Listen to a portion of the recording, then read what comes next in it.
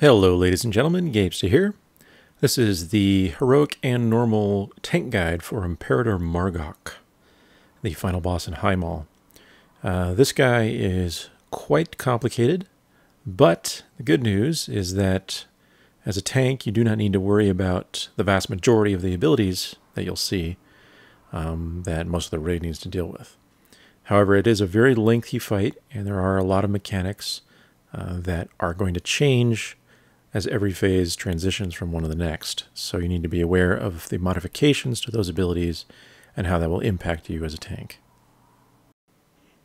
So let's briefly talk about the core abilities, those that aren't really related to tanking and the few that are. So there are three non-tank related abilities, which I'll briefly mention here. The first is Destructive Resonance or Mines, which target ranged members, and you'll see the little circles on the ground. Obviously, you just don't step in those. If you do, you'll get debuffed, which increases the damage you take from Arcane and stuns you, so it's pretty bad. But again, they shouldn't be near you.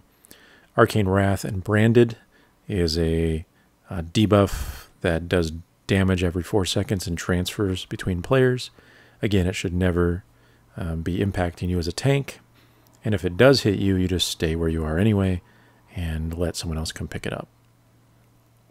Finally, the third ability that you really don't have to think about is the Force Nova. While this will hit you as a tank because it hits everyone, it's a wave of energy that comes out from the boss. You just simply push straight through it or just stay where you are, and it will pass through you, do some damage, but you know, again, as a tank, you don't have to worry about it. It's not significant.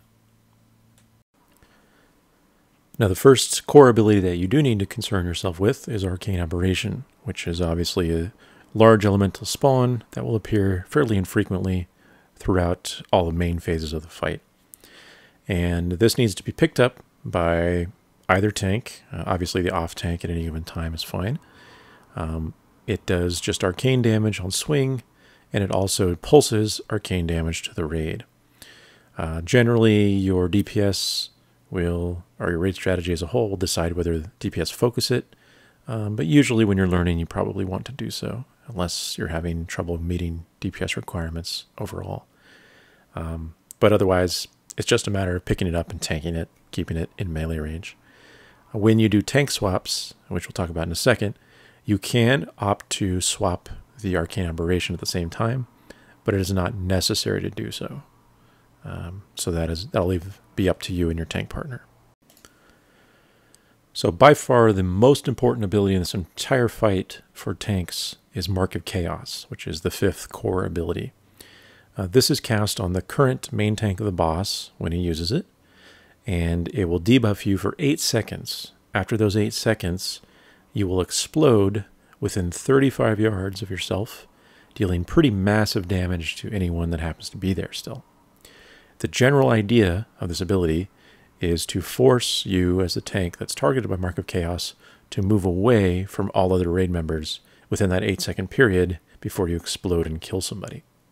So that is the goal, and as we talk about the differences in the various phases, that ability will be modified in some way that makes it more difficult for you to perform that task. But as I said, the overall goal is if you get Mark of Chaos, the other tank needs to taunt the boss immediately, of course.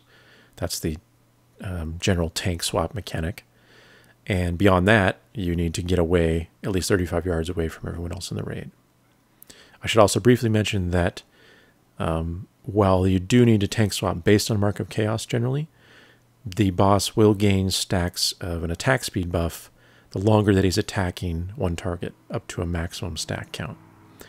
But we found it was not really possible to tank swap based on those stacks so much as it was just based on Mark of Chaos anyway.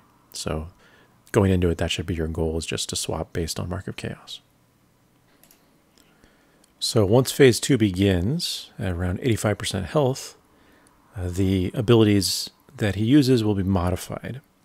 So again, we'll just talk about the tank versions because that's really all that matters to you. The modification in phase 2 to the Aberration spawn is basically it's the same, except when it dies, it will knock everyone back a little bit. So shouldn't really matter, But just keep that in mind so that you aren't positioned such that you'll be knocked into something bad like a mine or whatnot. More importantly, Mark of Chaos is modified to teleport you. So as soon as it's applied to you, it will teleport you to a random location around the room, and then you still have the 8 seconds in which to get away from everyone at least 35 yards.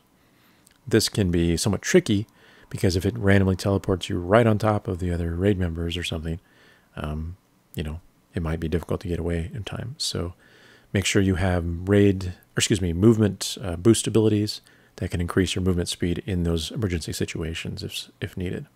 And also don't be afraid to communicate if you just happen to get super unlucky and you can't get away in time. Say, all right, I'm going to explode near so-and-so, use a cooldown or whatever. And most people will be able to use a personal cooldown to survive if they happen to get hit by the explosion. Now, once you get through phase 2 and the boss hits 55%, you'll start the first intermission. During this period, the boss does not need to be tanked. He's immune to damage anyway. And instead, you'll get a huge number of little aberrations, anomalies rather, that will spawn underneath the boss's location. So one of the tanks, not both of them, but just one, whichever is best at it, needs to pick up all these adds and tank them right in that location. It's critical that you tank them at that spot, because if you tank them elsewhere and they get within about 25 yards of one of the 2 war mages that are active, the anomalies will be buffed and they'll do more damage.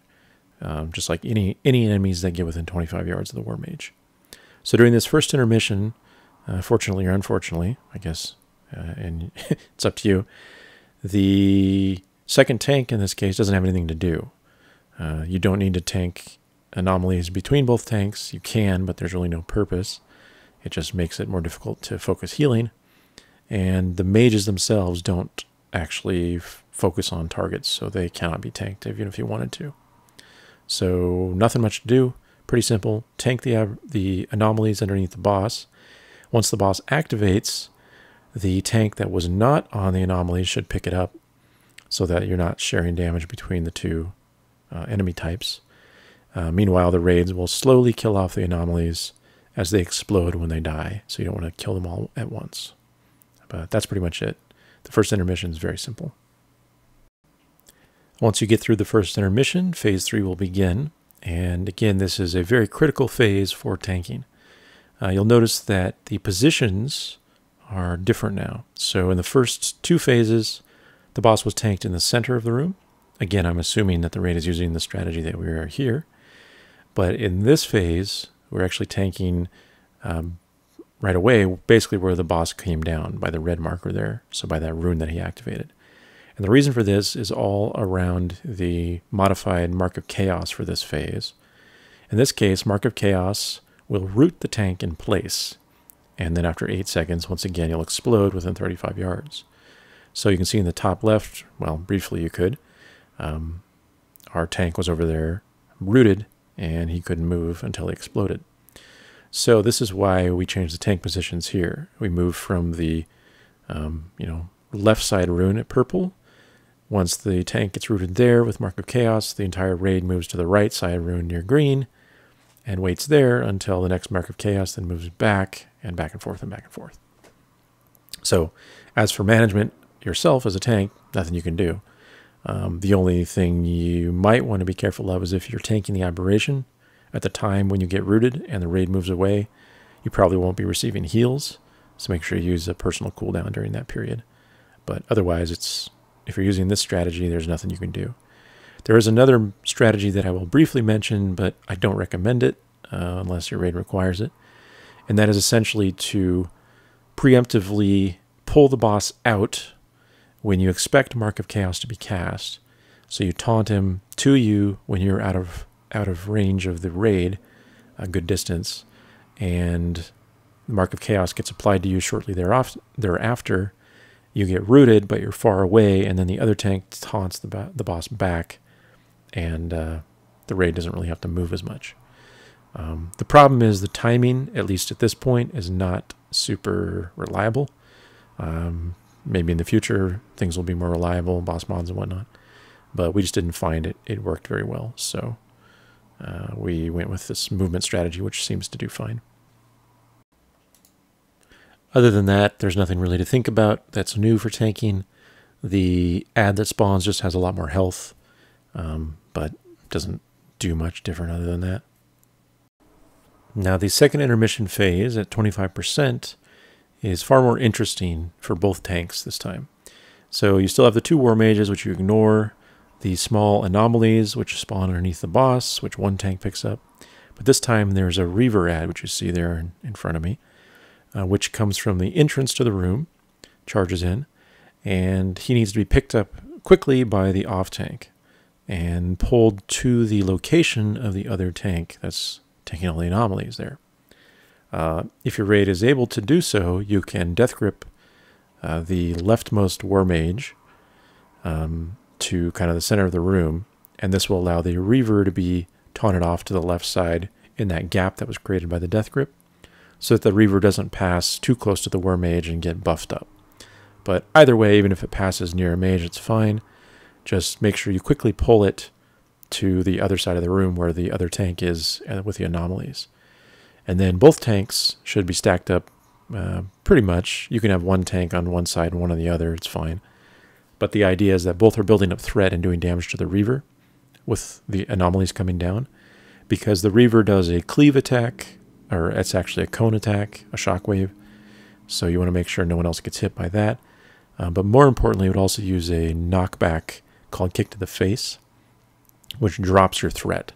So this is why having both tanks hit it is critical. When it drops threat on one, it just goes to the other tank, and they can just ping-pong it back and forth.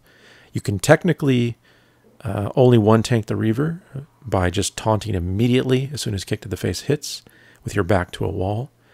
But we found this method actually worked much better, and it also increased damage since both tanks could then, attack the Reaver while the raid is dealing with the other enemies. So once the mages are dead, the DPS are going to switch to the Reaver. You should focus on getting the Reaver down yourself, and then leave the anomalies till the end. And we also Bloodlust during this phase to help DPS, but regardless, you probably will have ads still active when the boss reactivates. So again, just make sure you can deal with the ads first, and then get back on the boss after that. And then finally, when intermission number 2 ends, you're in phase 4.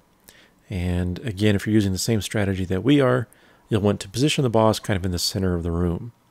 And the reason for this is that this final phase is all about replication of the core abilities, and essentially it requires your raid to be spread out a lot. So by taking him in the center, you give maximum area for the raid to spread around in a circle. And other than that, tank abilities are the Mark of Chaos. You still run it out 35 yards away, and then it will shoot out orbs. You can see the orbs passing to my right there is one. In 8 directions, these orbs will shoot out, so nothing you can do about it. Again, just get far away and call out to the raid when these orbs are coming out so they can dodge them. The ad itself, the big Aberration, when it dies, it will spawn a bunch of little tiny guys. Obviously, these need to be picked up and tanked, and your DPS should kill them off when they can. And that's pretty much it. The final phase, just like the rest of the phases, not too complicated for tanks. Just a couple things you have to critically watch for, and otherwise you're swapping for Mark of Chaos as normal. So, if your raid's able to burn them down in this phase, finish them off, you've got Imperator Margak killed. That is the tank guide for Heroic and Normal Margak. I hope you enjoyed. As always, thanks for watching, and I'll see you next time.